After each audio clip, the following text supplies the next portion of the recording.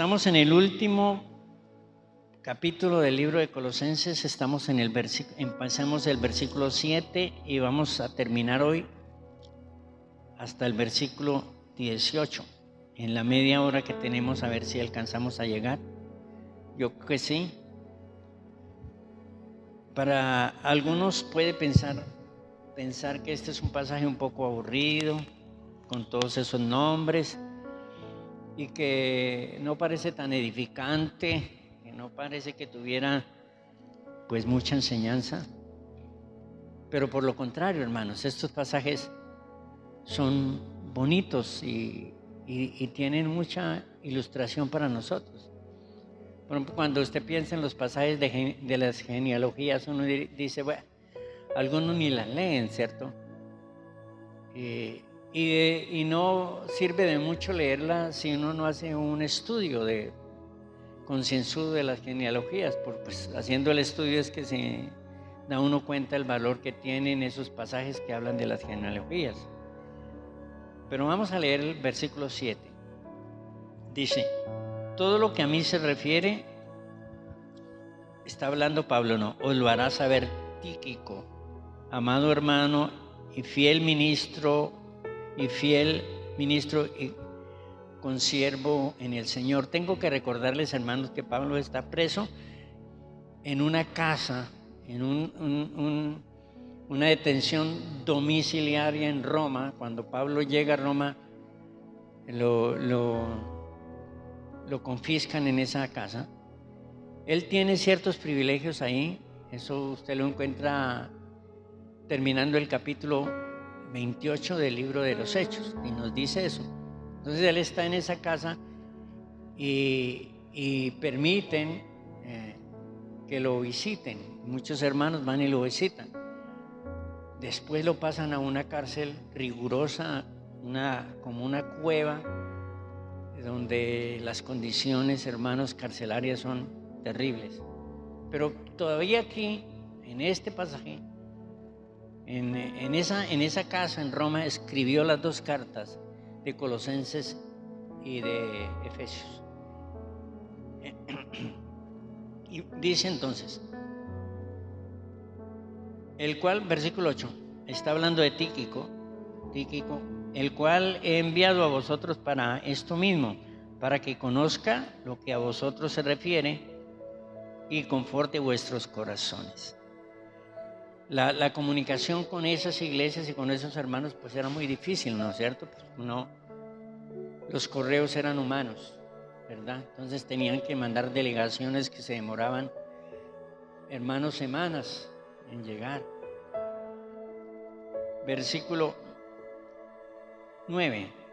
Y con Onésimo, amado y fiel hermano, que es uno de vosotros, todo lo que acá pasa os lo hará saber. Nosotros ahora hacemos una llamada y ya saben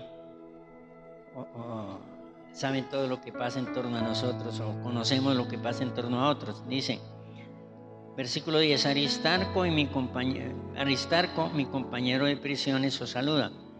Marcos, el sobrino de Bernabé, acerca del cual habéis recibido mandamientos. Si fuere a vosotros, recibidle. Y Jesús, llamado Justo, que son de los únicos de la circuncisión que me ayudan en el reino de Dios y han sido para mí un consuelo. Os saluda Epafras, el cual es uno de vosotros, siervo de Cristo, siempre rogando encarecidamente por vosotros en sus oraciones, para que estéis firmes, perfectos y completos en todo lo que Dios quiere.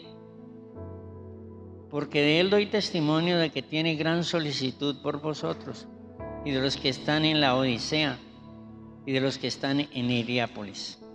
Os saluda Lucas, el médico amado, y Demas. Saludad a los hermanos que están en la Odisea, a Ninfas y a la iglesia que está en su casa. Cuando esta carta haya sido leída entre vosotros, esta carta es enviada a los colosenses, ¿no?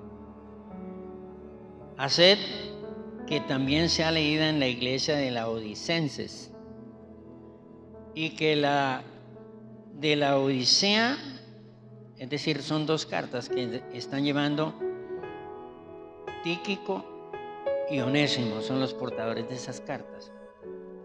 Y la de Osea,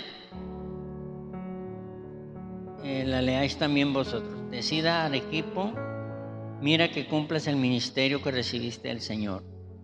La salutación de mi propia mano, es decir, la firmo yo, no Pablo. Generalmente ellos no escribían las cartas, ellos tenían un escribiente. De mano de Pablo, acordaos de mis prisiones. La gracia sea con vosotros.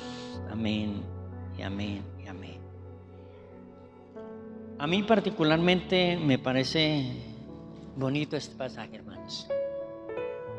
Pablo está hablando de toda la gente que le ha servido, que le sirve en el ministerio con el cual él ha hecho el trabajo. Y destaca algunas cualidades de sus hermanos que sirven abnegadamente, hermanos, de una manera tan especial y con unos motivos tan puros y tan limpios, hermanos amados. Algunos de ellos entregaron incluso su vida sirviendo al Señor a cambio, hermanos, de nada. Uno leyendo estos pasajes entiende la grandeza del servicio para la obra del Señor, lo importante del servicio para la obra del Señor. Y sin duda se siente uno retado y se siente deudor, hermano amado, al trabajo y al ministerio. Nosotros estamos viviendo en un contexto donde hay muchos intereses terrenales, mundanales, donde tenemos un ritmo de vida muy acelerado, donde la vida es muy costosa, donde hay que hacer muchas cosas para sostener la vida, donde el tiempo que se le da al Señor es escaso y que se le da a la obra del Señor es escaso, y que la gente no muestra gran interés por la evangelización, ni por la iglesia, ni por las cosas del Señor. Estos son tiempos difíciles, hermanos amados, muy diferentes a estos tiempos donde era tan difícil servir al Señor en términos de que no tenían libertad de predicar la palabra del Señor, tenían mucha persecución, mucha oposición, no solamente del Imperio Romano, sino que también tenían oposición de doctrinas extrañas, raras, tenían que combatir esas falsas enseñanzas, esos falsos maestros. Los judíos fueron un oprobio, hermanos, para la predicación del evangelio, los judíos con el judaísmo, una cosa terrible. Sin embargo, esta gente sirvió con amor al Señor. Y vamos a ir entonces versículo por versículo y vamos a tocar uno por uno. Por allá atrás está mi agua. Dice, ¿están conmigo? No se desconcentren porque estos señores siervos aquí nos van a enseñar cosas bonitas. Miren, todo lo que a mí se refiere os lo hará saber Tíquico, amado hermano y fiel ministro y consiervo en el Señor, el cual he enviado a vosotros para esto mismo, para que conozcáis lo que a vosotros se refiere y conforte vuestros corazones. Hay otras listas que aparecen, por ejemplo, en Romanos 16, de personas que sirvieron el ministerio de Pablo o que sirvieron a la iglesia de aquel entonces. Y es hermoso ese pasaje, el último pasaje, capítulo 16 del libro de Romanos. Y también hay uno en 1 Timoteo, capítulo 4, del versículo 9 al 18. También en ese pasaje Pablo está saludando a los hermanos y reconociendo el trabajo que esos hermanos habían hecho en favor de la predicación del evangelio. Aquí nosotros tenemos en primera instancia mención de siervos que eran, de hermanos fieles que servían, que eran judíos, pero también hay gentiles que servían al Señor. Era realmente mucho más los gentiles que servían al Señor con amor y abnegación que los judíos que lo hacían. En primer lugar tenemos a Tíquico en el versículo 7. Pablo dice de Tíquico 4 cosas. Dice que es amado hermano, ¿cierto? Se nota que Pablo tiene un aprecio especial por Tíquico, ¿verdad? Y esas personas que están cerca a uno, que ayudan a facilitar el trabajo de la obra, que sirven al Señor, sin duda uno desarrolla un afecto especial por esas personas, hermanos, que con amor y abnegación sirven al Señor. Eso es Pablo aquí diciéndole a Tíquico, ¿no? De él, diciendo de él que es un amado hermano y fiel ministro. En segundo lugar dice que es fiel ministro. Eso quiere decir que Tíquico era pastor. Tíquico era pastor, hermanos amados, en Éfeso. Éfeso era una iglesia grande, bonita, importante. Tíquico fue pastor antes de Timoteo, porque Timoteo también fue pastor de Éfeso. En el capítulo número 4, versículo 12 de 2 Timoteo, Pablo dice que dejó a Tíquico en Éfeso justamente para cumplir la obra de ministerio. Por eso aquí dice que Tíquico era fiel ministro del Señor. Era fiel. No era solo ministro, ¿cierto? Era fiel ministro. Y generalmente cuando la Biblia habla de fiel ministro en la Biblia, hace referencia a la fidelidad que esos siervos tenían en enseñar la palabra de verdad. Por ejemplo, Pablo le dice a Timoteo que enseñe la palabra de modo que él no tenga de qué avergonzarse. Y una traducción acerca de ese pasaje es que Dios no se avergüence de lo que Timoteo está enseñando. Y yo sí pienso, hermanos amados, yo sí pienso que los ministros deben ser fieles en enseñar la palabra del Señor. No acomodarla a sus intereses, ¿no es cierto? No acomodarla a su favor, hermano. Y luego dice, consiervo en el Señor. Es decir, compañero de Pablo. Realmente Pablo está diciendo como con respeto y reconociendo el servicio de Tíquico, que él es igual que Pablo, que él está a la par de Pablo en el ministerio. En otras palabras, que Pablo es pastor como Tíquico es pastor. Eso quiere decir, hermano amado, que realmente para Pablo importaban un poco los títulos. Algunas veces Pablo se presentó como apóstol. Se presentó como apóstol a aquellas iglesias, por ejemplo la de Corinto, que dudaban de la autoridad de Pablo. Y entonces Pablo dice, por gracia de Dios soy apóstol. Pero a otras iglesias que eran iglesias que no cuestionaban la autoridad de Pablo se presentó como siervo de Jesucristo. Por ejemplo, Pablo y Silvano y Timoteo, cuando escribe a Tesalónica, ¿no? Siervos de Jesucristo. Y aquí Pablo, realmente, delante de los pastores que Pablo tiene, no le importan los títulos, hermanos amados. Y nosotros estamos en un tiempo donde es tan importante los títulos. Yo soy profeta. Yo soy apóstol, ¿cierto?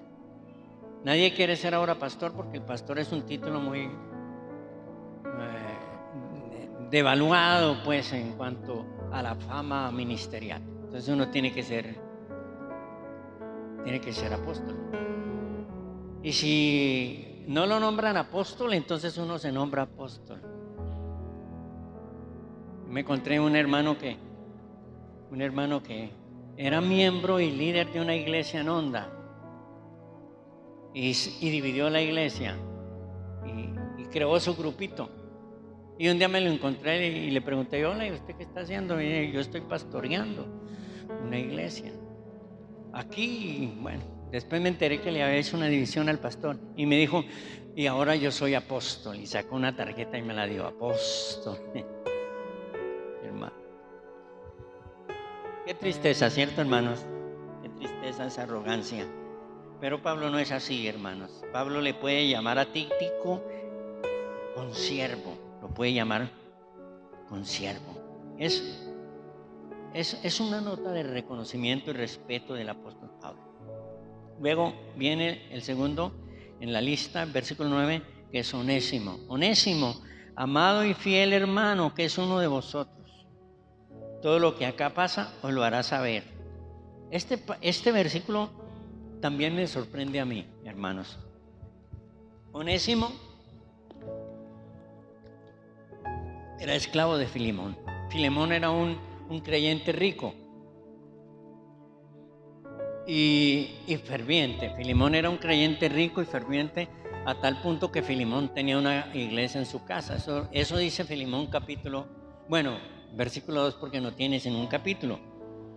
Así que Filemón era un creyente fiel, rico, que tenía un siervo, un esclavo, porque en ese entonces, recuerdan el estudio que hicimos acerca también de esta carta, acerca de la responsabilidad de los siervos y de los amos.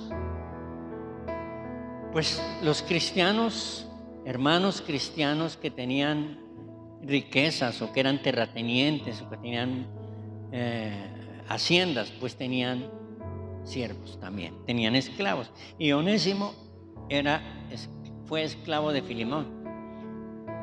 Pero Onésimo no se había convertido, ni se convirtió con Filemón, a pesar de que en la casa de Filemón había una iglesia. No se convirtió ahí, sino que Onésimo se voló de la casa de Filemón y se llevó unas pertenencias de Filemón. Y al parecer Filemón lo denunció y terminó en la cárcel con Pablo. Ahí. Y cuando llega a la cárcel, entonces Pablo empieza a compartirle el Señor y se convierte, hermanos, Onésimo al Señor. Y mire cómo Pablo habla de Onésimo, que es lo que a mí me sorprende. Y eso es lo que a nosotros nos debe traer enseñanza para que tengamos sentimientos de humildad, hermanos queridos. Miren, Onésimo, amado y fiel hermano. Amado. No dice Onésimo, el esclavo de Filemón, está conmigo. No, dice Onésimo, amado. Mire, hermanos, a Tíquico, que es pastor, le dice amado, consiervo. Pero, hermanos, a Onésimo, que es esclavo, también le dice amado. Y le dice amado hermano, amado y fiel hermano. Se convirtió al Señor, ¿cierto? Y luego dice algo que me sorprende a mí. Mire, de pronto para ese entonces era difícil aceptar eso. Versículo 9, que es uno de vosotros. Es decir, que es uno igual que ustedes. Porque al convertirse a Cristo realmente bajo la bandera de Cristo y el nombre de Cristo, ya no hay, hermanos, ni amos, ni esclavos, ni nada. Por eso la Biblia dice que todos somos uno en Cristo, que no hay esclavo, ni escriba, ni escita, ni siervo, ni libre, ¿cierto? Ni varón, ni mujer, que todos somos uno en Cristo. Eso es lo que Pablo está diciendo. Realmente, delante de Pablo, hermano, Onésimo ya no es esclavo, es un hermano fiel, amado, igual que todos los demás. ¿No le parece bonito, hermano? Que puede tratar a un pastor y amar a un pastor como podía tratar y amar a un hermano tan sencillo como ese hermano que era Onésimo. Eso es una lección para mí. Y yo pienso que también tiene que ser una lección para usted, ¿no es cierto? Número 3. Dice que todo lo que pasa lo hará saber, porque él es portador de la carta junto con Tíquico. Número 10, versículo 10. Y número 3 en la cuarta, Aristarco. ¿Quieren un nombre para un hijo, hermanos? Aquí tienen Aristarco. Les puedo sugerir eso. ¿Les gustan los nombres bíblicos?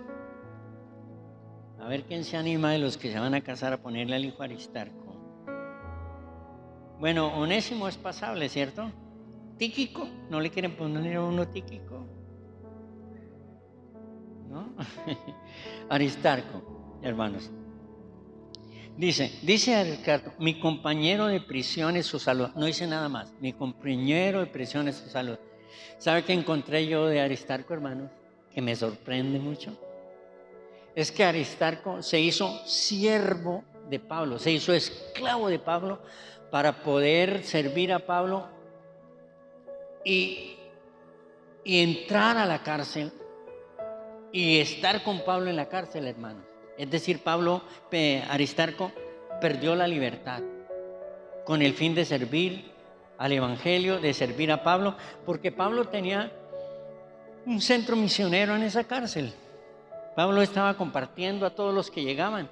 Y recuerden, hermanos, que el miércoles pasado encontramos que Pablo pide oración, que Dios le dé palabra para hablar el evangelio a la gente que llega a la cárcel, hablar con denuedo. Porque él dice, aunque yo estoy preso, la palabra no está presa. Entonces, este hombre, oiga, hermanos, qué abnegación, ¿no le parece a ustedes?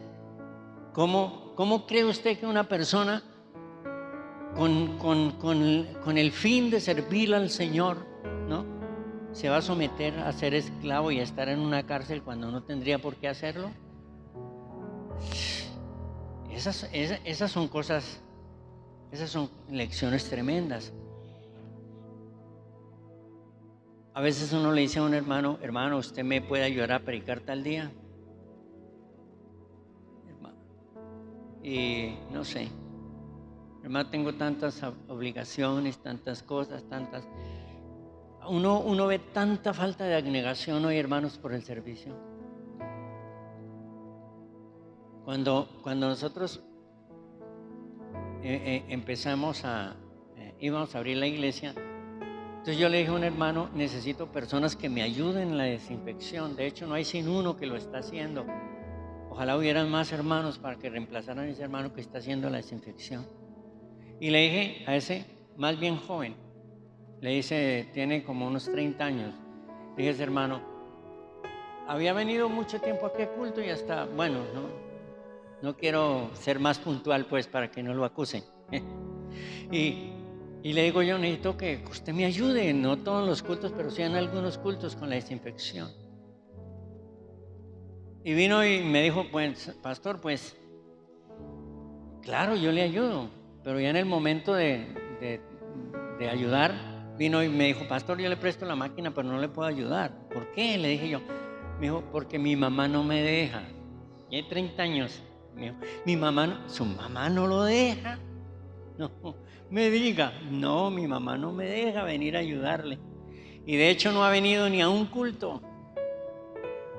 Qué abnegación para servir al Señor, hermano. Será mucho trabajo hacer la desinfección, hermano. Será mucho trabajo eso, servir al Señor. Si aquí tenemos uno que se hace esclavo y se mete a una cárcel, hermanos, y se somete a unas condiciones vejaminosas, hermanos, con el fin de servir al Evangelio, de servir al Señor y servir a Pablo. Eso es increíble, ¿no le parece? Eso es increíble, hermano. Increíble. Uno no logra que la gente sirva al Señor si uno no les paga.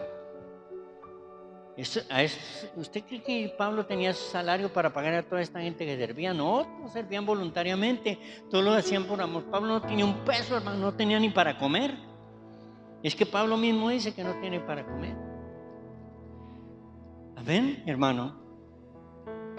Y esos pasajes, es eso lo hermoso que muestra la abnegación de esa gente que sirve al Señor. Luego dice Marcos, viene Marcos, el mismo 10, os saluda Marcos, el sobrino de Bernabé, acerca del cual habéis recibido mandamiento, si fuere a vosotros recibidle. Este es Juan Marcos, hermanos, el escritor de la carta de Marcos. Maravilla. Este es un eminente, pero venga, les cuento, hermano, lo que pasó con Marcos. Marcos lo desechó Pablo. Porque por allá en el capítulo 13, cuando empiezan el primer viaje misionero, capítulo 13, versículo 13 del libro de los Hechos, empiezan el primer viaje misionero, llevan el equipo de personas que van a servir en el trabajo evangelizador, y ahí va Juan Marcos. Juan Marcos es muy joven y le dio como mamitis, le dio nostalgia dejar su casa, y a la mitad del camino se volvió. Entonces Pablo dijo: este no sirve para el ministerio, este no sirve. Y en el segundo viaje misionero en el que van Pablo y Bernabé, entonces Bernabé apareció con Juan Marcos, porque Juan Marcos era su sobrino y Bernabé quería impulsarlo en el ministerio. Entonces Pablo se opuso y Pablo dijo: no lleven a ese que nos faltó, se devolvió, ese no sirve para el ministerio, ese no tiene el coraje. Y Bernabé insistía y dice en el capítulo 15 del libro de los Hechos, versículo 17, que hubo tal desacuerdo entre Pablo y Bernabé que se separaron ahí y se fueron en 2 viajes misioneros por Marcos. Pero con el tiempo, Bernabé cogió a Marcos y lo fue instruyendo, y Marcos fue creciendo a tal punto que llegó a ser el escritor del Evangelio de Marcos. Y Pablo mismo tiene que reconocer que Marcos creció y que él era útil, y luego lo reclama. Y aquí mire lo que dice: os saluda Marcos, el sobrino de Bernabé, véalo, acerca del cual habéis recibido mandamientos. Si fuere a vosotros, recibidle. ¿Quién cambió? ¿Quién creció? Bueno, los dos. Pablo creció en tolerancia, ¿no? Y Marcos creció en madurez también, hermano amado. Y en el capítulo 2, en el capítulo 4, el versículo 11 de 2 Timoteo, Pablo le dice a Timoteo que le mande a Juan Marcos. Pablo está en la cárcel y al parecer Pablo ya está en la segunda cárcel, que era la más de mayor vejámenes. Está en esa cárcel y dice: mándeme a Juan Marcos porque me es útil para el ministerio. Qué bueno, ¿cierto? Que los que tienen una segunda oportunidad después que han fracasado. Luego viene otro que se llama Judas, versículo 11, o Jesús, versículo 11. Jesús, llamado el justo, que son los únicos de la circuncisión que me ayudan en el reino de Dios y han sido para mí un consuelo. Me van a tener que regalar unos 10 minuticos más para que terminemos hoy. Este Jesús, o Josué, como también se traduce, aquí dice que son los únicos de la circuncisión. ¿Qué está diciendo? Son los únicos judíos, pues, que están sirviendo con Pablo, ¿no? Y dice una cosa interesante, pues, del cambio que sucedió en ellos. Porque por lo general los judíos fueron opositores a la predicación de Pablo. Pues algunos, dice así: que me ayudaron en el reino de Dios. Usted encuentra, hermanos, que el movimiento judaizante que promovía la ley, la observancia de la ley, la circuncisión, estorbó mucho la predicación del evangelio. Y ellos decían sí a Cristo, pero tienen que circuncidarse, tienen que observar la ley, tienen que guardar las fiestas judías, y eso era un movimiento fuerte en las iglesias, y los pastores de esta iglesia luchando con esos hermanos rebeldes que querían entrometer, hermanos, el judaísmo. Pero aquí estos hermanos se convirtieron al Señor de verdad, y en lugar de oponerse ayudan. Está diciendo: estos son los que me ayudan. Hermanos, en la iglesia hay los que se oponen, pero hay los que ayudan. Y qué bueno pasar de ser opositor ¿no es cierto?, a ser un servidor de la obra del Señor. Hay de aquellos que se oponen, como los judíos. Ahora mire, y luego dice, y me sirven de consuelo, y me han sido para mí un consuelo. ¿Cuántos sufrimientos pasó Pablo por esos grupos de doctrina errónea que promovían la ley? ¿Cuánto sufrió Pablo? ¿Cuántas lágrimas seguramente? Pero ahora estos le son de consuelo. Y aquí nos enseña que uno puede hacer sufrir un ministro o consolarlo, hermanos. Amén. El siguiente, el 6, Epafras. Epafras. ¿Están bien hasta ahí? Y son las 8. A ver, voy a apurarle. Pero eso es tan rico, hermanos, tan bonito, ¿no le parece? ¿Sí o no? Sí, hermanos, digan que sí para que a ver si me animo. Bueno, os saluda Epafras, el cual es uno de vosotros, siervo de Cristo, siempre rogando encarecidamente por vosotros en oraciones para que estéis firmes, perfectos y completos en todo lo que Dios quiere. ¿Quién es Epafras? Dice que es uno de vosotros. ¿De quiénes son vosotros? Pues los colosenses. ¿Por qué es uno de vosotros? Porque él es de allá, de Colosas. Y número 2, pues era el pastor de Colosas. Era el pastor de Colosas que había venido a Roma a visitar a Pablo y a preguntarle y a exponerle a Pablo el problema doctrinal que había en Colosas y a pedirle consejo. A eso había venido. Pero ahora él tiene un ministerio especial, tiene el ministerio de la oración. Epafras, mire lo que dicen tocante a la oración de Epafras, hermano. Dice, pues versículo 12, siempre rogando, la parte B, rogando encarecidamente por vosotros en las oraciones. Él dice 3 cosas de la oración de Epafras. Primero habla de su fervor, del fervor de Pablo. Mira el fervor de Epafras. Rogando encarecidamente por vosotros en oraciones. Hermano, el rogar encarecidamente, la palabra encarecidamente aquí significa agonizar. Es decir, era tan vehemente la oración de Epafras por la iglesia de Colosas que parecía que agonizaba cuando oraba. Es decir, con un dolor tremendo por los problemas que hay en esa iglesia, por los problemas doctrinales. Y además aquí dice, en segundo lugar, ¿por qué oraba? ¿Por qué oraba? Y fíjese que la razón por la cual oraba, hermanos amados, nos indica que sí era por los problemas doctrinales. Dice, para que estéis firmes. ¿Firmes qué? Firmes en la doctrina, firmes en la fidelidad al Señor, ¿no?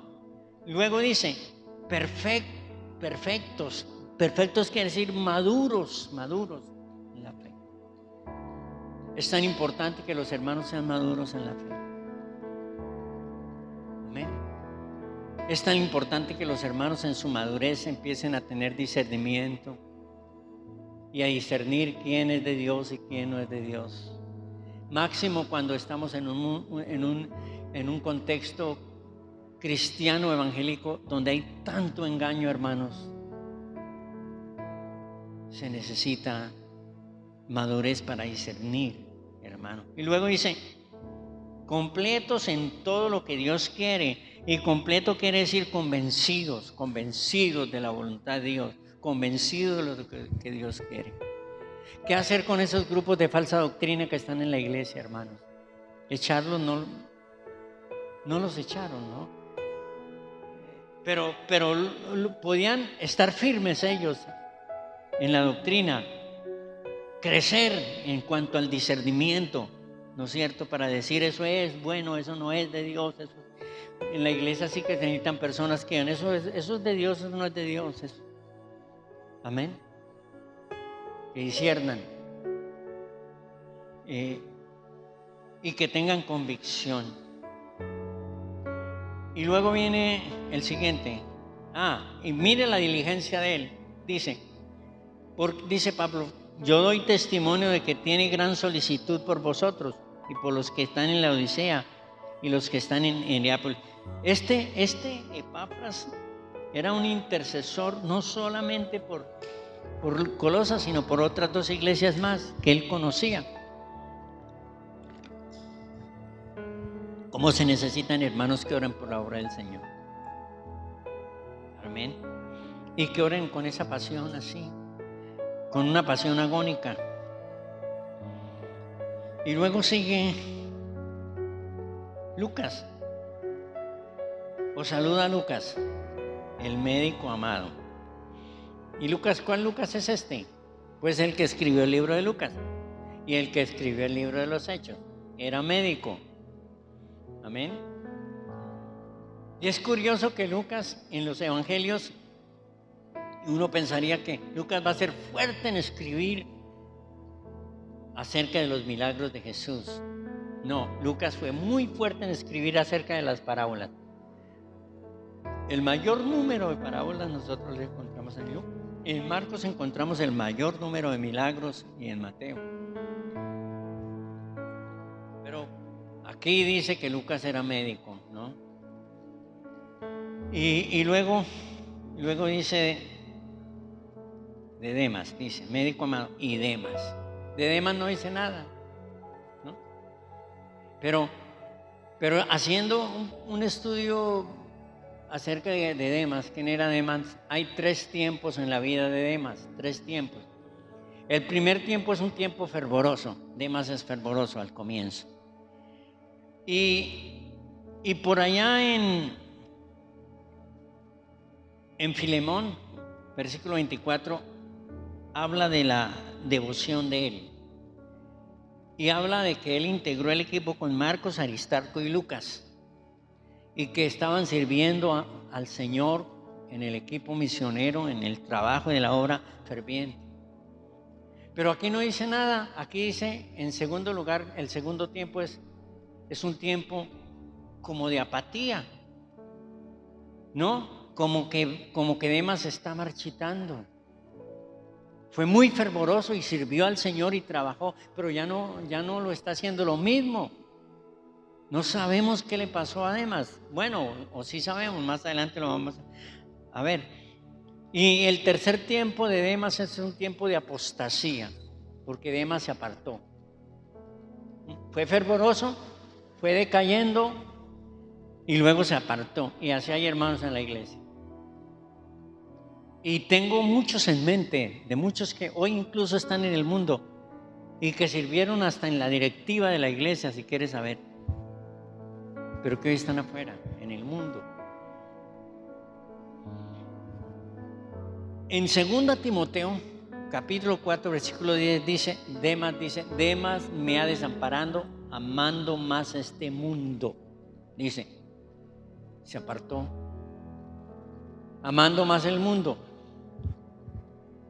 Y se piensa que él tuvo temor de la persecución, que no tuvo la valentía de sufrir por Cristo y se apartó y se alejó y negó al Señor como Pedro negó al Señor cuando Pedro sintió cobardía de lo que le pudiera pasar. Posiblemente a eso se refiere cuando Pablo dice que amó más al mundo. Versículo 15 habla de Ninfas. Saludad a los hermanos que están en la Odisea y a Ninfas y la iglesia que está en su casa. La iglesia que está en su casa. Ninfas era un hermano, tenía una iglesia en su casa. No hice más. La iglesia no tenía templos, hermanos. La iglesia se reunía en casas. Escogían el hermano que quisiera prestar su casa, la más grande para reunir un grupo de personas. Y tenían muchos pastores que pastoreaban en esas casas, como nosotros tenemos en los grupos familiares hoy. Y qué bueno que los que lideran los grupos familiares tuvieran como esa connotación de pastorear esos grupos, de ser pastores, como aquí, ¿no? como aquí, dice de ninfas. Hermanos, templos tan grandes paganos como el templo de la gran diosa Diana, ¿se acuerdan? Templos así. Templos de Afrodita, templos tan inmensos. La iglesia primitiva no tenía dinero para construir, ni comprar terrenos, ni propiedades. La iglesia primitiva fue muy pobre, hermanos. Amén. Tremendo. Como los emporios que tienen algunos hoy, ¿no? Que uno dice, wow, qué derroche de riqueza tienen algunas iglesias hoy, hermanos, que pueden comprar terrenos de miles de millones de pesos. Bueno, Dios sabrá, allá ellos, Dios sabrá. Y luego, número 10, perdón. Y con ese terminamos. Y fíjense que es bonito este pasaje. Se llama Arequipo. Arequipo es un nombre bonito para un hijo, hermanos. Arequipo. Mi hijo se llama Arequipo. Bueno, dicen tengo que darles una profecía que van a tener un hijo que se llama Arequipo. Dice, decida Arequipo, mira que cumplas el ministerio que recibiste del Señor. Arequipo era hijo de Filemón y la esposa de Filemón, recuerden, en el libro de Filemón se llamaba Apia, un nombre para una hija, Apia.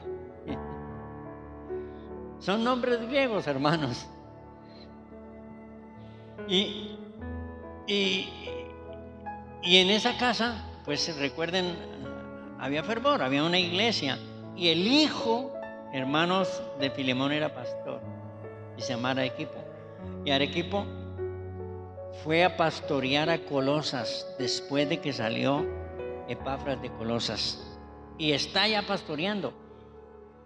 Y Pablo le manda una carta, hermanos amados, en la que esas cartas tenían que leerse a toda la congregación en público, donde Pablo le hace una exhortación en público y le dice, decida Arequipo, mira que cumplas el ministerio que recibiste del Señor. ¿Por qué le dice eso? Realmente los comentaristas dicen que esto no es un regaño de Pablo, como si